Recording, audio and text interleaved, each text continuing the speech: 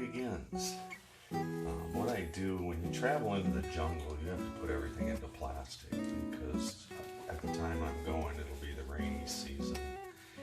It's just the beginning of it. So in this army duffel bag, I'll put a heavy-duty trash can liner in there to help protect the clothes and stuffed animals and all of the stuff that we put into individual bags also. I don't want anything to get wet, musty, or anything like that. Another thing I do with the stuffed animals is I carry them in my backpack pretty much everywhere, especially on flights.